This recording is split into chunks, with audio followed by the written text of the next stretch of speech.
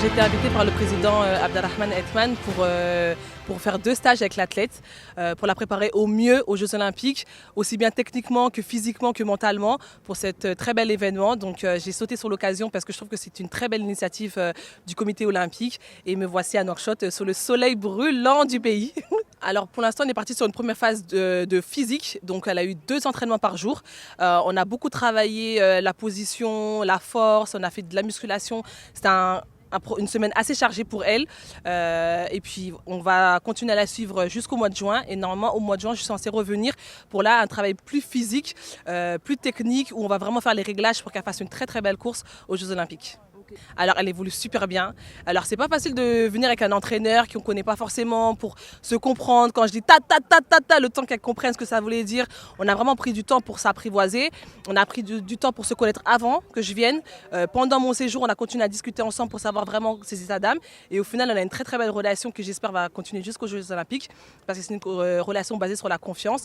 Et techniquement, elle accepte, enfin, elle comprend très vite les consignes, elle les met très très vite en place. Et quand je la corrige, elle arrive à rebondir, à se dire non, bon, ok, c'est pas bon, je vais faire mieux. Donc on est sur une belle optique de positivité et franchement, j'en tire une semaine magnifique. Alors pour l'instant, les compétitions qu'elle a fait avant, moi je pense qu'on va partir à zéro parce que c'est toute une technique à apprendre pour faire du sprint court. C'est un départ en starting block, c'est une finale, un beau finish, c'est une belle transition.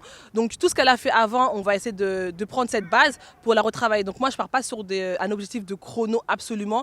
Je veux vraiment qu'elle fasse une très très belle course techniquement parfaite et le chrono il va forcément arriver avec, vous inquiétez pas. On a commencé la muscu, elle a un programme de musculation jusqu'au mois de juillet et même arrivé en juillet à Paris, elle continuera la musculation pour la renforcer. Et techniquement, il y a beaucoup de boulot du coup, mais elle accepte tellement bien les consignes que ça rentre assez vite. Donc dès qu'on a corrigé le départ, on pourra passer la transition on pourra penser à la fin de course. Et c'est tout un travail, ça prend du temps, on n'en a pas beaucoup, du temps du coup, mais ça ira, ça fera l'affaire. Alors du coup, elle est interdite de boisson gazeuse parce que c'est vraiment l'ennemi principal d'un sportif. Mais je ne suis pas une coach qui va brider ses athlètes. Un athlète, à force de lui dire tu fais pas ça, il va le faire forcément.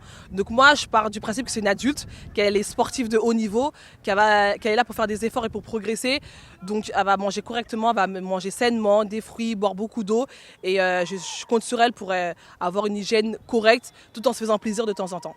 Ben, c'est une opportunité magique pour elle. Franchement, représenter son pays aux Jeux Olympiques, à Paris, en France, à la maison, enfin, je pense que elle va être très très bien. Elle sera déjà accueillie dans mon club à Sarcelles. Elle sera accueillie à ma maison, il n'y a pas de problème, elle est la bienvenue. Et ça reste les Jeux Olympiques. C'est la compétition rêvée de tout sportif. Donc elle va vraiment se faire plaisir et on a hâte de représenter ce beau pays avec cette belle athlète.